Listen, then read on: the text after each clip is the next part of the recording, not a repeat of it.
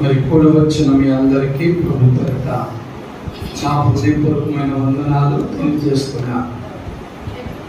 మరొక అవకాశాన్ని ప్రభు ఇచ్చిన్నారు కనుక మరి సమయంలో కృపావార్త వర్తమానములు విని మరి మనం ఆశీర్వదించబడతాం, దీవించబడతాం. మరి నేటి మన ధ్యాన వాక్యం ఏమనగా ఆమోసు గ్రంథము 5వ అధ్యాయము 14వ వచనాన్ని కొద్ది నిమిషాలు మనం ధ్యానం చేద్దాం. ఆమోసు గ్రంథం, చిన్న ప్రవక్తలోంచి ఆమోసు గ్రంథం 5వ అధ్యాయము 14వ వచనాన్ని మీరు బ్రతుకున్నట్లు కీడు విడిచి మేలు వెదకుడి, అలాగు చేసిన ఎడల మీరు అనుకుని చొప్పున దేవుడును సైన్యములకు అధిపతియగు యెహోవా మీకు తోడుగా నుండును. చాలు దేవుని స్తోత్రం.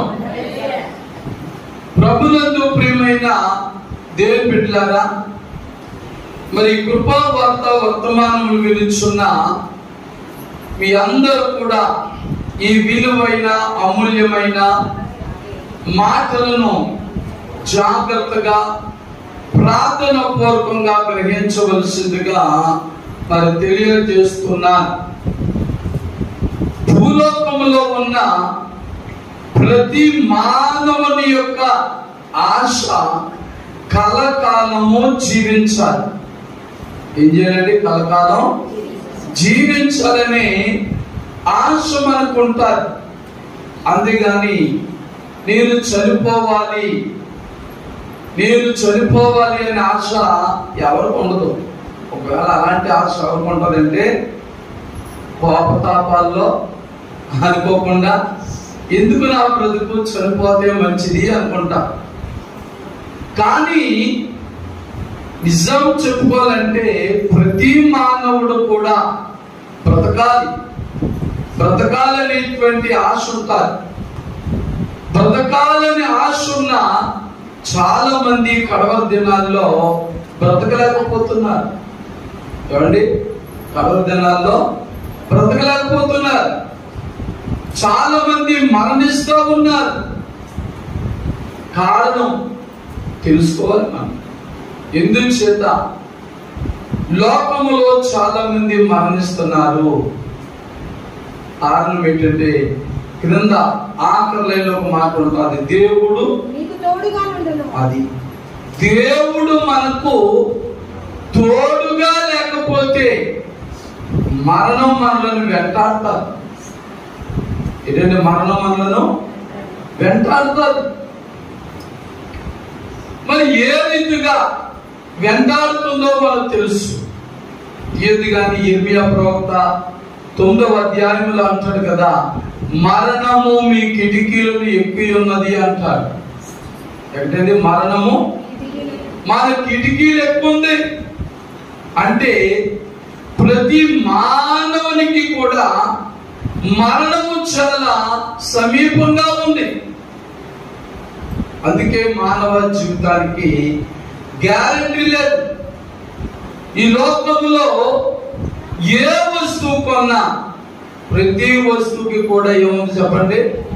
గ్యారెంటీ ఉంది.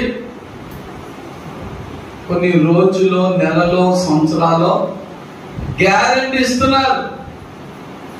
గ్యారెంటీ కార్డు కూడా ఇస్తున్నారు మనకి. ఆ లోపులో ఏమైనా జరిగితే మేము మరలా మార్చేస్తాం అంటున్నారు. దేవుని స్తోత్రం. అన్నిటికీ గ్యారెంటీ ఉంది. కానీ నీ బ్రతుకుకు నా బ్రతుకుకు ఏమి లేదండి, గ్యారెంటీ లేదు. ఎందుకు చేద్దానంటే భూలోకంలో ఉన్న ప్రతి మానవుని కూడా మరణము వెంటాడుతుంది. మరి మరణము వెంటాడకుండా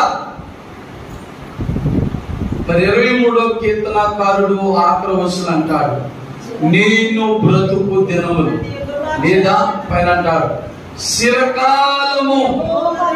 దేవుని స్తోత్రం. మానవుడు చిరకాలము బ్రతకాలన్నా, మానవుని యొక్క ఆయుస్సు పెరగాలన్నా, ఇక్కడ ఆమోసు ప్రవక్త అంటున్నాడు, మీరు బ్రతుకున్నట్లు దేన్ని విడిచిపెట్టాలన్నాడు? కీడుని విడిచిపెట్టాలి. దేవుని స్తోత్రం. ఏమి విడిచిపెట్టాలండి? కీడుని విడిచిపెట్టండి, విడిచిపెట్టండి. దేవుని స్తోత్రం. మరి విడిచిపెడుతున్నామా? మరి లేఖన భాగము చెప్పినట్లుగా మరి కీడుని విడిచిపెడుతున్నామా? మరి నేను విడిచిపెట్టానండి అంటున్నాం.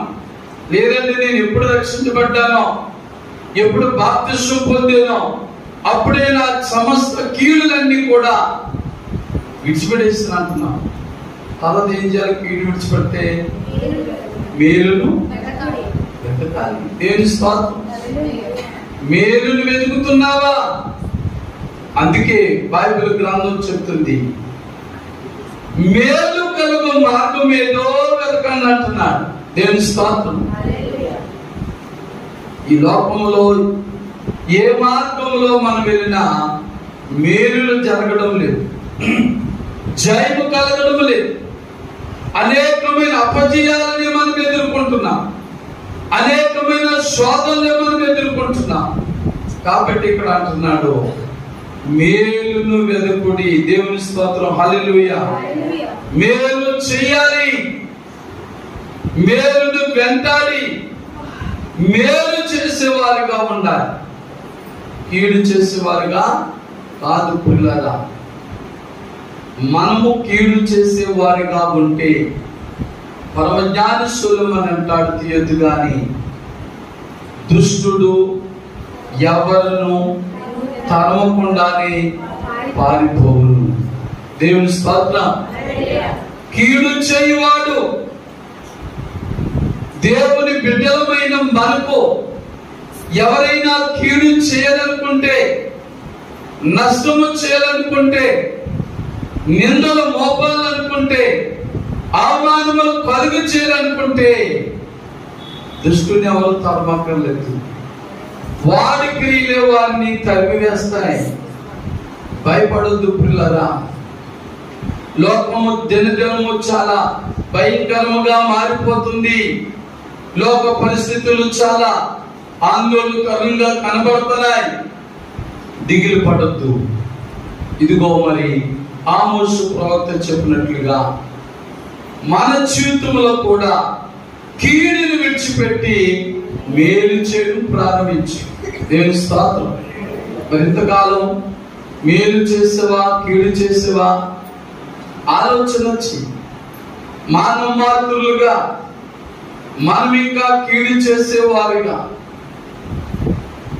అంటే కష్టాల్లో, బాధల్లో, శోధనలో ఉన్న వారికి మంచి మార్గం చూపించాలి. మన మేడలో నిధులు ఇవ్వక్కర్లేదు, ధనధాన్యాలు ఇవ్వక్కర్లేదు. నిజమైన ప్రభువైన యేసు క్రీస్తు వారి యొక్క మార్గంలో వారు నడిపిస్తే చాలు. దేవుని స్తోత్రం. ఆ మార్గమే వారికి గొప్ప మేలు చేస్తారు. మరి ఈ రోజు మనం ఎన్నో గొప్ప అద్భుతమైన సాక్ష్యములు చెప్పడానికి గల కారణం ఏంటి? మనం మేలు చేసే మార్గంలో ఉన్నాం, మేలు చేసే క్రీస్తు మార్గంలో ఉన్నాను. యోహాను సువార్త 14:14 చెప్పిన ప్రకారంగా యేసు చెప్తున్నాడు, నేనే మార్గమును సత్యమును జీవమునై ఉన్నాను. ఆమేన్. హల్లెలూయా. యేసే మన మార్గం. మన మార్గం ఏమండి? యేసే మన మార్గం. కీడును విడిచిపెట్టు ప్రతివారు కూడా మేలు చేసే మంచి మనసు మన జీవితంలో, మన బ్రతుకులో కలగాలంటే మన యేసు మార్గంలో నడవాలి. యేసు మార్గంలో నడిచినప్పుడే నీతిమంతుడైన యేసు క్రీస్తు వలె మనం కూడా మరి నీతిగా జీవించగలం, నీతిగా నడవగలం. మనం కూడా యేసు అనేకులకు ఎలాగైతే మేలు చేయడం మనం చూసామో, మనము కూడా ఇతరులకు మేలు చేయగలం. దేవుని స్తోత్రం. మరి కొన్ని లేఖనములు కూడా చదువుదాం. ద్వితీయోపదేశకాండం 30వ అధ్యాయం 15వ వచనం చదువుదాం. ద్వితీయోపదేశకాండం 30వ అధ్యాయం 15వ వచనం. చూడుము నేడు నేను జీవమును మరణమును కీడును నీ ఎదుట నుంచి ఉన్నాను. నీవు బ్రతికి విస్తరించున్నట్లుగా నీ దేవుడైన యెహోవాను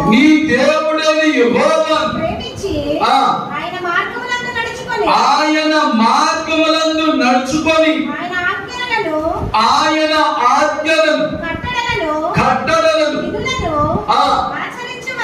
ఆచరించుమని నేడు నేను నీకు ఆజ్ఞాపించుచున్నాను. దేవుని స్తోత్రం. మనం అంటాం, దేవుడు నన్ను మీలో నడిపించాలి కదండి, దేవుడు నన్ను మంచి మార్గంలో నడిపించాలి కదండి. మరి నువ్వు నడవాలి. మరి ఇక్కడ బైబిల్ గ్రంథం ద్వితీయోపదేశకాండం ఏం చెప్తుందండి? ఏం చదివామా? నేడు మీ ముందు నేను వచ్చాను 30:15లో. అలా కాదు, ముందు అది నేను జీవమును మేలును మరణమును కీడును. అది దేవుని స్తోత్రం. దేవుడి మంచి చెడ్లన్నీ కూడా నీ ముందే పెట్టాడు. మరి ఆది కాలంలో కూడా ఏదేను తోటలో ఆదామవలను అక్కడ ఉంచినప్పుడు మరి అక్కడ కూడా అన్ని ఫలాలు పెట్టాడు. మంచి తెలుగులు చెప్పే ఫలాలు కూడా పెట్టాడు. అలాగే మరి నీవు నేను కూడా ఏ మార్గంలో ఎంచుకోవాలో, ఏ మార్గంలో నడవాలో పిల్లరా ప్రభువైన దేవుడు కూడా మన ఎదుటే పెట్టాడు. దేవుని స్తోత్రం. అందుచేత నువ్వు జీవంలో నడుస్తావో, మరణంలో నడుస్తావో, మేలులో నడుస్తావో, కీడులో నడుస్తావో నువ్వు ఎంచుకోవాలి. నీ మనసు ఎలాంటిదైతే నీ వాటినే ఎంచుకుంటావు. నీ మనసు మంచిదైతే మంచి మార్గమే ఎంచుకుంటావు. నీ మనసు చెడ్డదైతే నువ్వు చెడ్డ మార్గాన్ని ఎంచుకుంటావు. మరి అందుకే ఆదాము అవల జ్ఞాపకం చేశారు. ఆదాము అవల మనసు మంచిగా ఉన్నంత కాలము కూడా ప్రభు చెప్పిన కట్టడలు ఆజ్ఞలను వారు అనుసరిస్తూ తోటలో ఏదేను తోటలో ఉన్న అన్ని పండ్ల రుచి చూశారు, అన్ని పండ్లను తిన్నారు. ప్రభు తినవద్దని చెప్పిన ఆ మంచి చెడులను తెలియజేసే ఆ చెట్టు పండు తినలేదు. ఎందుచేత వారు ఎవరి మాట మీద నడిచారు? దేవుని మాట మీద, దేవుని మార్గంలో నడుస్తున్నారు. కాబట్టి వారికి అన్ని మంచి ఫలాలే కనపడుతున్నాయి, చెడ్డ ఫలాలేవి కూడా కనపడతలేదు. ఎందుచేత వారి చూపులు, వారి మాటలు, వారి ఆలోచనలు, వారి తలంపులన్నీ కూడా మంచిగా ఉన్నాయి కాబట్టి. కానీ ఒకనొక రోజున ఆదాము అవల మధ్యకు మూడో వ్యక్తి అయిన సాతాను గాడు వచ్చాడు. ఎవరు వచ్చారండి? సాతాను గాడు వచ్చాడు. అవ్వమ్మ ఒంటరిగా ఉన్నప్పుడు సాతాను గాడు వచ్చి భ్రమపరిచే మాటలు మాట్లాడారు, మోసపూరితమైన మాటలు మాట్లాడినప్పుడు అవ్వమ్మ గారు ఏం చేస్తారో మనకు తెలుసు. జీవమును మరణమును మేలును కీడును మన ముందు ఉంచిన దేవుడు ఆదాము అవల ముందు ఉంచాడు. ఏది ఎన్నుకుంటారో చూశారు. సాతాను మాట వినంత చెప్పు కూడా జీవాన్ని మేలుని వారు ఎంచుకున్నారు. ఎప్పుడైతే అవ్వమ్మ గారు తన యొక్క జీవితంలో వేరే మాటకు అవకాశం ఇచ్చిందో, వేరే వ్యక్తి యొక్క మాట వినడం ప్రారంభించిందో, అదే సాతాను మాట.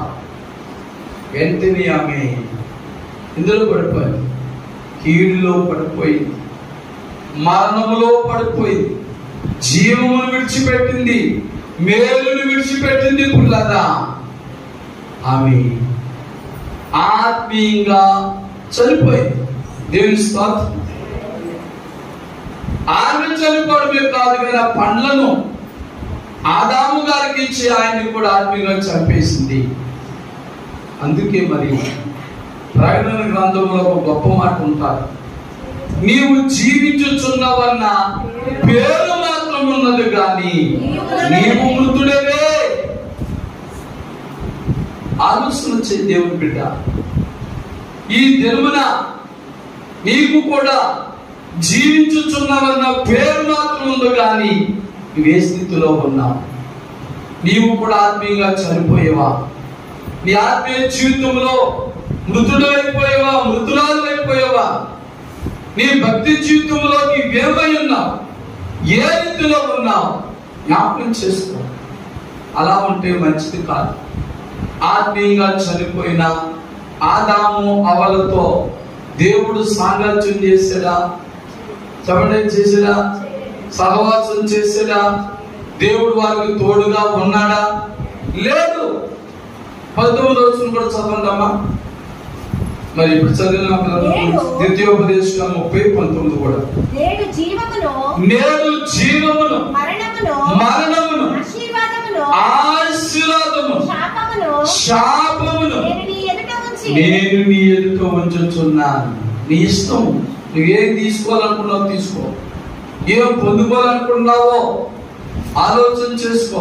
అలా చదవరా, నేడు జీవమును మరణమును ఆశీర్వాదమును శాపమును నీ ఎదుట పెడుతున్నాను. నీకు ఏది కావాలో తీసుకో. ఆశీర్వాదం కావాలా? శాపం కావాలా? జీవం కావాలా? మరణం కావాలా? ఏది కావాలి? ఏది నీకు సంతోషం? ఏది నీకు ఆనందం? ఒకవేళ కానీ ఒక్కసారి ఆ శాపంలోకి వెళ్ళొస్తానండి, ఆ మరణంలోకి వెళ్ళొస్తానంటే మరలా నువ్వు తిరిగి రాలేవు. వెళ్ళారు, ఆదాము అవ్వలు వెళ్ళారు, మరలా తిరిగి ఏదేను తోటలోకి రాగలిగారా? రాలేకపోయారు.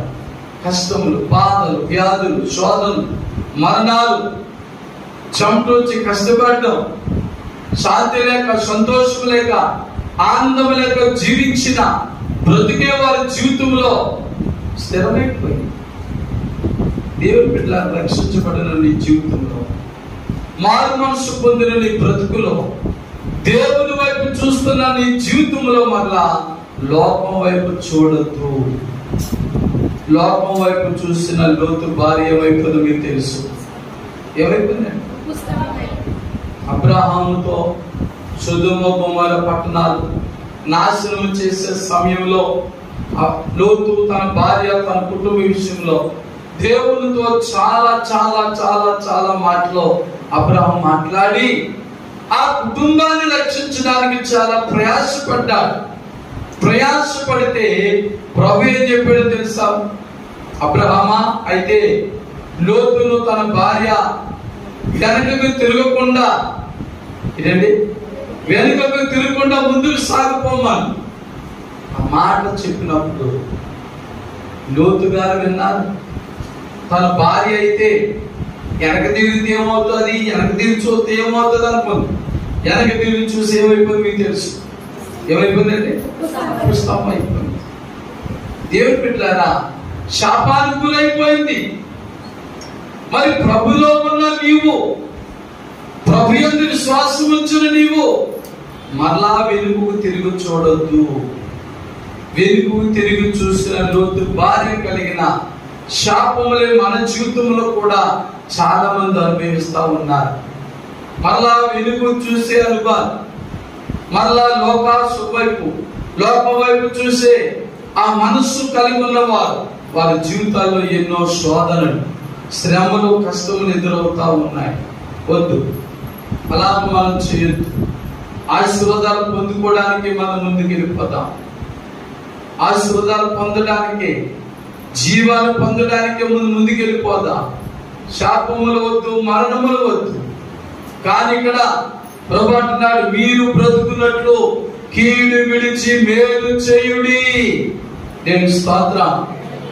ఒకవేళ మరలా ప్రభు మన హెచ్చరిస్తా ఉన్నాడు. దేవుని బిడ్డలమైన మన జీవితంలో ఇంకా దేవునికి ఆయాసకరమైన మార్గం ఏదైనా ఉన్నదేమో మనం పరీక్షించుకోమని, పరిశోధించుకోమని ప్రభు పలుకుతున్న గొప్ప మాట ఇది. దేవుని స్తోత్రం. మరొక రిఫరెన్స్ కూడా చూద్దాం. జెఫన్యా గ్రంథము 2వ అధ్యాయం 3వ వచనం చదువుదాం. జెఫన్యా గ్రంథము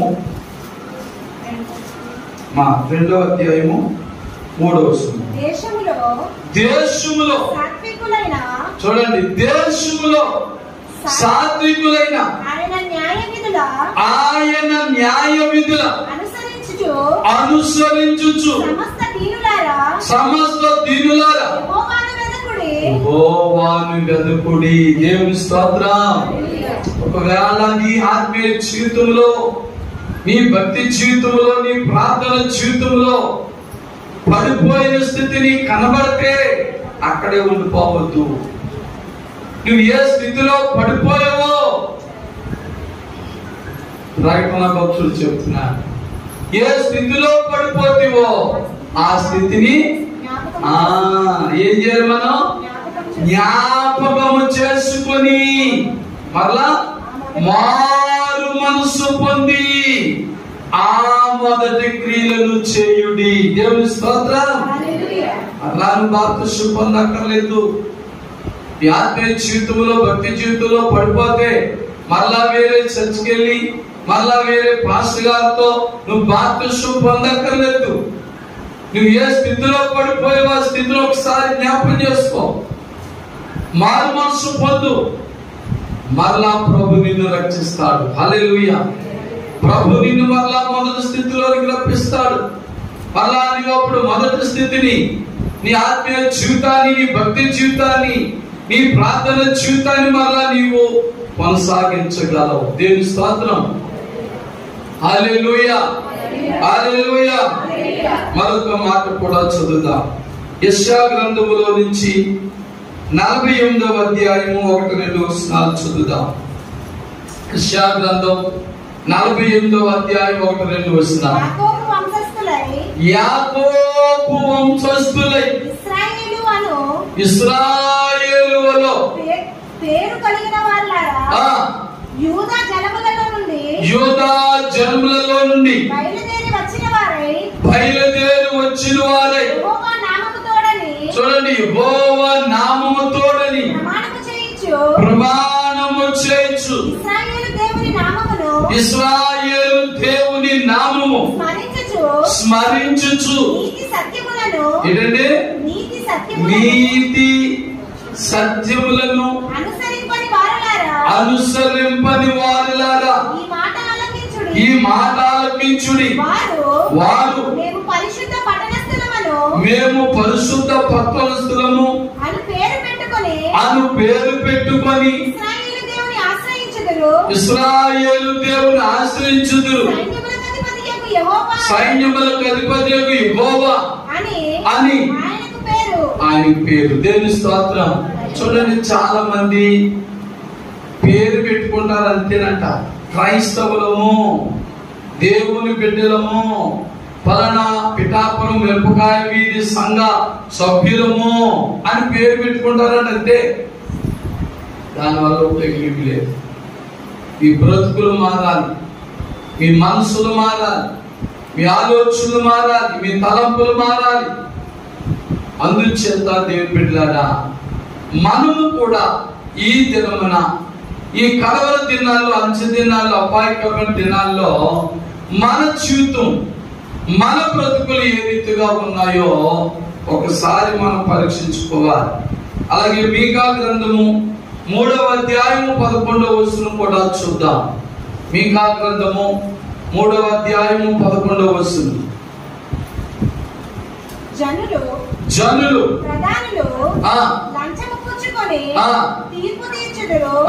వారి యాజకులు కూలికి బోధింతురు.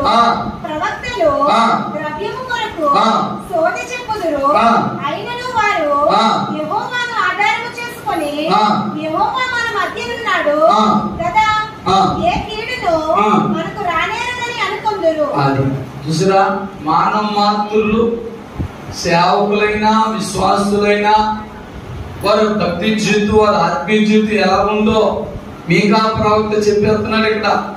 ఈ మీకా 3వ అధ్యాయం 11వ వచనంలో సేవకులైన విశ్వాసులైన మరి వారు చేసేటువంటి అపరాధములు చేస్తూ యెహోవా దేవుడు, ఇశ్రాయేలు దేవుడు మా దేవుడు అని చెప్పుకుంటారట. చెప్పుకునే వారిగా కాదు, అనుసరించే వారిగా మనం ఉండాలి, ఆచరించే వారిగా ఉండాలి, వాక్యానుసారమైన జీవితంలో జీవించే వారిగా మనం ఉండాలి. అలా ఉండాలంటే మరి ఇక్కడ ఈ ఆమోసు గారు చెప్పినట్లుగా మరి కీడుని విడిచి మేలు చెయ్యాలి. దేవుని స్తోత్రం. ఏం చేయాలండి? కీడుని విడిచి మేలు చేయడం ప్రారంభించాలి. మరి ఆఖరిగా మన కోసం చదువుదాం. ఆమోసు గ్రంథంలోకి వెళ్దాం. ఆమోసు గ్రంథం 3వ అధ్యాయము 13వ వచనం చదువుదాం. ప్రభువును దేవుడును సైన్యములకు అధిపతియగు యెహోవా సెలవిచ్చినదేమనగా, చూడండి, నా మాట ఆలకించి యాకోబు ఇంటి వారికి దాన్ని రూఢిగా తెలియజేయుడి. హల్లెలూయా. ఎవరి మాట వినాలంటే మనం దేవుని మాట వినాలి. బంధువుల మాట, మిత్రుల మాట, స్నేహితుల మాట, శ్రేయభిలాషుల మాట కాదు. మానవ మాతృలుగా మనకుండే అలవాటు ఏంటంటే దేవుని మాట పక్కన పెడతాం, ఇతరులు చెప్పే మాటలే వింటాం. ఇతరులు చెప్పే మాటలు మనకు తీగా ఉంటాయి. ఎలా ఉంటాయండి? తీగా ఉంటాయి. కానీ అవి నష్టాలకు దారి చేస్తాయి, కష్టాలకు దారి చేస్తాయి పుట్లరా. కానీ ఇప్పుడు అంటాడు కదా, ఆమోసు 3వ అధ్యాయం 13వ వచనంలో చెప్తున్నాడు, మనము దేవుని మాట వినాలి. దేవుని స్తోత్రం. ఎవరి మాట వినాలండి? దేవుని మాట వినాలి. దేవుడు నీతో ఏం చదివిస్తున్నాడో, దేవుడు నీకు ఏమి తెలియజేస్తున్నాడో ఆయన మాట మాత్రమే మనం వినాలి. ఆయన మాట మనం విన్నప్పుడు బ్రతుకుతాం మనం. దేవుని స్తోత్రం. ఎందుచేత కీని విడిచిపెడతాం, శోధనలు, బాధలు, దేవునికి ఆయాసకరమైన మార్గములన్నీ కూడా విడిచిపెడతాం. కాబట్టి ఇప్పుడు మనం ఏం చేస్తామంటే బ్రతుకుతాం భూలోకంలో. దేవుడు మనకి ఎంతకాలం ఆయుష్నిచ్చాడో అంతకాలం మనం బ్రతకాలి. దేవుని స్తోత్రం. ఈ లోపల మనం మరణం పొందకూడదు. అలా పొందితే అకాల మరణం అంటున్నారు. ఏ మరణం అంటే అది? అకాల మరణం. లేదు, ప్రతి క్రైస్తవునికి కూడా దేవుని పిలుపు వస్తారు. నరులారా తిరిగి రండి, నీవు సెలవిచ్చుచున్నావని 90వ కీర్తనలో వ్రాయబడింది. ఆయన నిన్ను నన్ను పిలిచే వరకు మనము భూమి మీద సుఖముగా సంతోషముగా బ్రతకాలంటే పిల్లగా మనం కీడును విడిచిపెట్టి మేలు చేయాలి. అంటే చెడును విడిచిపెట్టాలి. దేవునికి ఆయాసకరమైన మార్గం మనం విడిచిపెట్టి మనము మేలు కలిగే మార్గంలో నడుస్తూ ఇతరులకు మనం మేలు చేస్తూ, ఇతరులకు మేలంటే మరి మీరేమి ఇందాక చెప్పినట్లుగా ధనం ఇచ్చాకర్లేదు, ఏవేవో ఇచ్చాకర్లేదు, కానీ వారిని కూడా ప్రభులోకి నడిపిస్తే చాలు. దేవుని స్తోత్రం. అది గొప్ప భాగ్యం. మీరు ఇచ్చినా నేను ఇచ్చినా ఒక పూట పెట్టగలం, ఒక 100 రూపాయలు ఇవ్వగలమేమో ఎవరికైనా. అదే వారిని ప్రభులోకి తిప్పితే, ప్రభులోకి నడిపించగలిగితే, ప్రభు మార్గంలో వారు నడిస్తే వారి జీవితంలో అనేకమైన అద్భుతాలు జరుగుతాయి, అనేకమైన ఆశ్చర్య కార్యాలు జరుగుతాయి, అనేకమైన గొప్ప గొప్ప కార్యాలు జరుగుతాయి. కనుక పిల్లరా, ఒక్క నిమిషం మనం కూడా మోకరించుదాం. మనం ఏ మార్గంలో నడుస్తున్నాం? లోకులు నడిచే మార్గంలోనా, లోకులందరూ వెళ్ళిపోయే మార్గంలోనే వెళ్తున్నామా? లేక మనము లోకంలో నుండి ప్రత్యేకించబడి క్రీస్తు మార్గంలో నడుస్తున్నామా? క్రీస్తు ఆజ్ఞల ప్రకారముగా నడుస్తున్నామా? ఏమి రీతిగా ఉన్నామో ఒక్కసారి మనలో మనం పరీక్షించుకుందాం. పరిశోధన చేసుకుందాం పిల్లరా. తల వంచి ప్రార్థన చేద్దాం. ప్రేమమయుడా యేసయ్యా, మీకే వందనాలు, స్తోత్రములు నాయనా. ఆమోసు గ్రంథము 5వ అధ్యాయము 14వ వచనములో ఉన్న కొన్ని మాటలు మేము బ్రతుకున్నట్లుగా, మీరు బ్రతుకున్నట్లుగా మరి కీడును విడిచి మేలును చేయడని చదివించిన ప్రకారముగా మేము కూడా అదే మార్గంలో నడుచున్నట్లుగా మీ కృప, మీ కరుణ, మీ కటాక్షములు నాకు మాకు దయచేయమని మా ప్రభును ప్రియరక్షకుడైన యేసు క్రీస్తు పరిశుద్ధ నామములో ప్రార్థించి వేడుకొనుచున్నాము తండ్రి. ఆమేన్. దేవుని స్తోత్రం. హల్లెలూయా. అందరూ గట్టిగా చెప్తాం హల్లెలూయా, హల్లెలూయా. మరి ఇంతవరకు కృపావార్త వర్తమానములు చక్కగా విన్న మీ అందరికీ ప్రభు ప్రార్థన వందనాలండి. God bless you, God bless all. Amen.